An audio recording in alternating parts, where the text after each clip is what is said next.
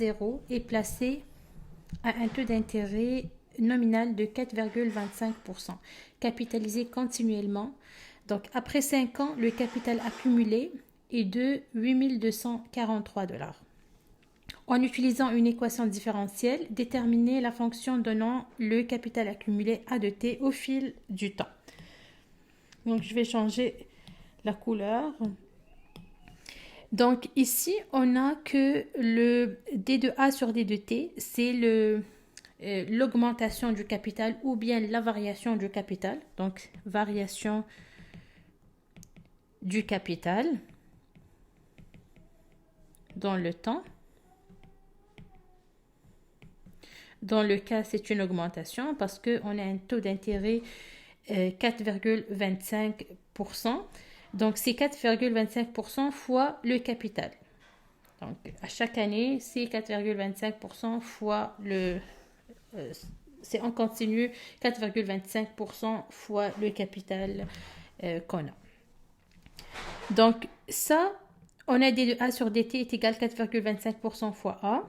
Donc, l'objectif, c'est de mettre les variables qui se ressemblent ensemble. Donc, D de A sur A et puis D de T, il doit passer de l'autre côté. Donc, on a dA est égal à 4,25 fois A fois dt. Donc, dt est monté ici. Et puis, le A, il est redescendu là. Donc, 1 sur A d de A est égal à 4,25 dt. On applique l'intégrale. Donc, l'intégrale des deux côtés. Ça nous donne l'intégrale de 1 sur A dA.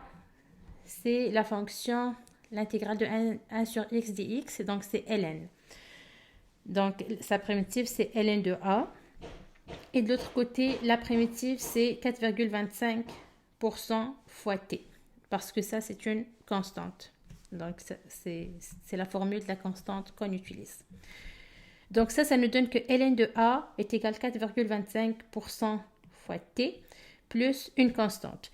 Donc, ici, je n'ai pas mis de constante, une de chaque côté, parce que de toute façon, si j'avais mis ici C1 et ici C2, C1 va passer ici, puis ce sera C2 moins C1 que je vais appeler C3.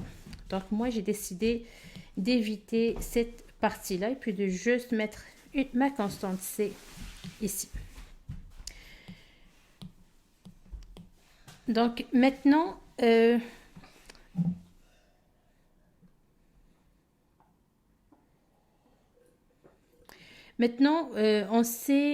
on veut déterminer C. On veut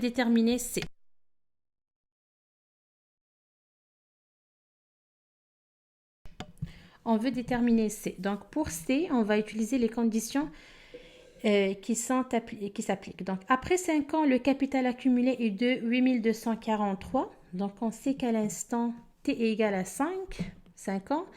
Le capital accumulé, c'est de 8 243 $.